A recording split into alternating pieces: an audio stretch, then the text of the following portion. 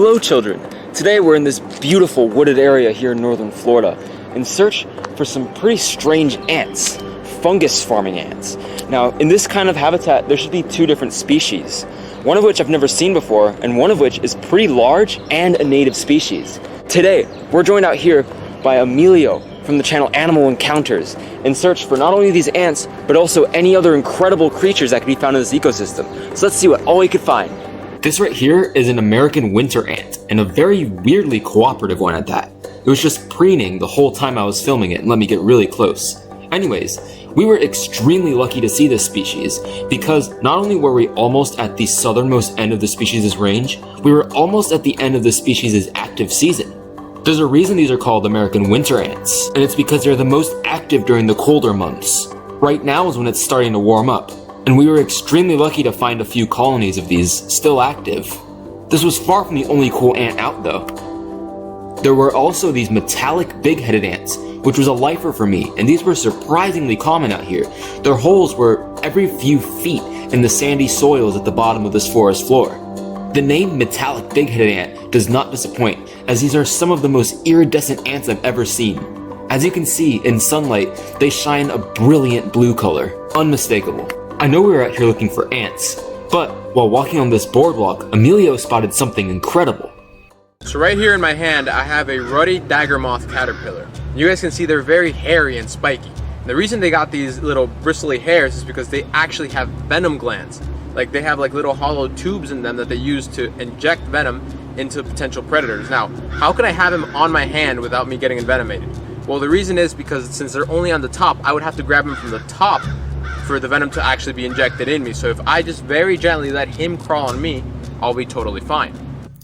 The Ruddy dagger moth is also known as the hackberry dagger moth because hackberry is one of the species' host plants, or a plant that the adults lay their eggs on so that way the larvae could eat and grow up.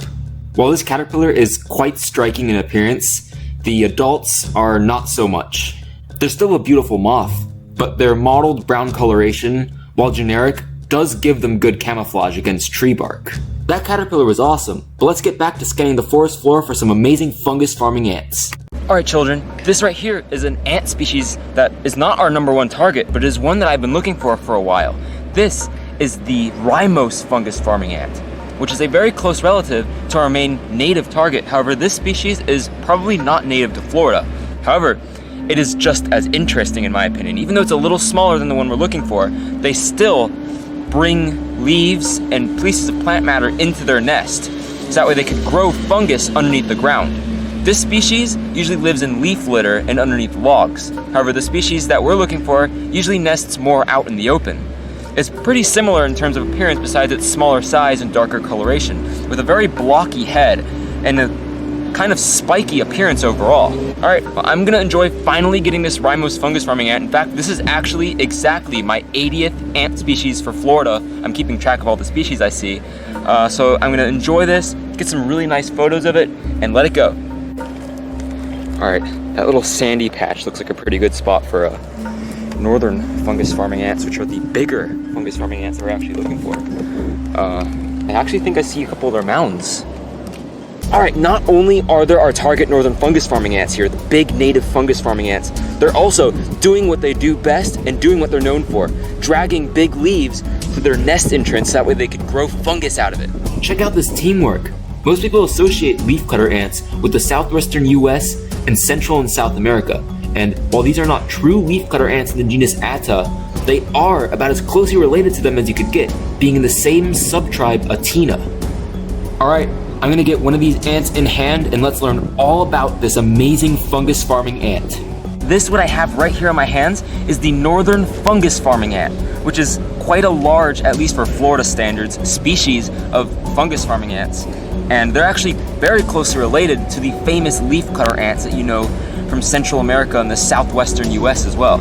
And while they are a little smaller in size and do have significantly smaller colonies than the famous leafcutter ants, they do the same thing. They will cut up leaves and other organic plant matter and take them into their colony to grow into fungus. This species I see basically all the time in southern Florida in scrub areas where they nest out in open sand. However, unusually here, they're nesting on the ground in the wooded areas, and I'm not quite sure where they're getting this sand from, because most of the ground here is pretty moist and dark leaf litter, so I'm not quite sure where they're getting the yellowish colored sand from. But they're making it work out here. Even though this habitat is very different from a scrub, they are quite an adaptable species, as you can see, and they are surviving out in this wooded area just fine. Now, I have seen this species a lot, but the reason I wanted to focus it here is because number one, I've never featured this amazing species on my channel. Number two, they're very similar to the leafcutter ants, which are a group that a lot of people associate with not being here in the southeastern US.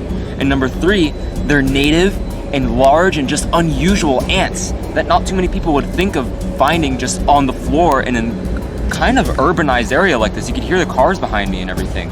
I'm happy we got those lifer ants, but this is the true treat of being out here in the wooded areas of northern Florida. All right, let's put this little guy back to what she was doing over there, transporting this big heavy leaf into her colony so they could grow some nice, tasty fungus. Delicious. If you enjoyed this video, then make sure to check out this video right here, where we find arguably an even stranger ant of the Attini group, a turtle ant. Enjoy!